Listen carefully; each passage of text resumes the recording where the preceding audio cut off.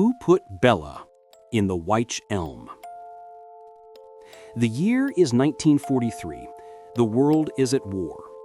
In the heart of Worcestershire, England, the Hagley Woods are dark, ancient, and strictly off-limits. They belong to the estate of Lord Cobham, but to the local children, the woods are a place of adventure and secrets. On April 18th, 4 teenage boys, Bob, Thomas, Robert, and Fred, creep into the woods. They are poaching, looking for bird nests to raid, hoping to find eggs to supplement their wartime rations. As they move deeper into the shadows, they come across a massive, dying wych elm tree. It is a gnarled, twisted thing, its branches reaching out like skeletal fingers. About 6 feet up the trunk, there is a gaping, hollow opening. Bob, thinking it the perfect spot for a bird's nest, scrambles up the trunk. He peers into the dark, hollow void, but there are no eggs inside. Instead, a white, bleached skull stares back at him. At first, Bob thinks it is an animal. He pulls it out, but then he sees the human teeth and a patch of hair still clinging to the bone. It is grinning at him. Terrified, he drops the skull back into the trunk. The boys, knowing they are trespassing and fearing the police, make a pact. We saw nothing, we say nothing. They run home, leaving the secret in the tree. But the youngest boy, Thomas Willits, cannot sleep. The image of the grinning skull haunts him.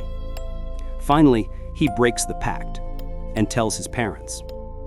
When the police arrive, they find that the boys were telling the truth. Inside the hollow tree is the nearly complete skeleton of a woman. She has been there for at least 18 months, hidden while the war raged around her. Along with the bones, they find a cheap gold wedding ring and the remains of a crepe shoe. But as the pathologist examines the remains, the case turns from a discovery into a nightmare. 2 details stand out. First, a ball of taffeta fabric was found stuffed deep inside the skull's mouth. She hadn't just died, she had been suffocated, violently and silently. And second, one of her hands had been severed from her wrist and buried separately, just a few feet from the tree. Police scour missing person reports. They check dental records. They search the country. But no one is missing a woman who matches the description. She is a ghost. The press dubs her Jane Doe, and the case begins to freeze over. Then 6 months later, the walls begin to speak. It starts in Birmingham, miles away from the woods. In the dead of night, someone takes a piece of white chalk and scrawls a message on a brick wall. Who put Bella down the wych elm? The police are stunned. They never released the name Bella. They had no name to release. The graffiti doesn't stop. It begins to appear all over the region, on walls, on fences, and most famously, on the frantic stone of the Whitesbury obelisk.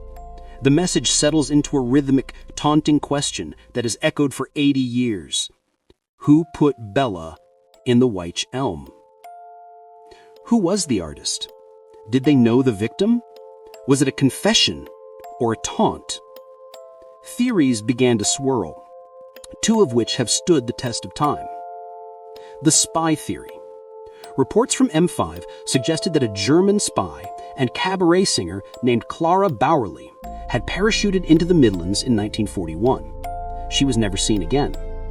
Did she land in the woods, injure herself, and get silenced by her handler? The dates match, the location matches, and Clara could easily be mistaken for Bella by a local hearing the name. Or the witchcraft theory. Anthropologist Margaret Murray suggested a darker reason for the severed hand. In folklore, the hand of glory, a hand cut from a hanged felon, is a powerful magical totem. Was the woman killed in an occult ritual, imprisoned in a tree to trap her spirit? We may never know the truth. In a final frustrating twist, the police actually lost the skeleton sometime in the 1960s. The bones of Bella have vanished, meaning modern DNA testing is impossible.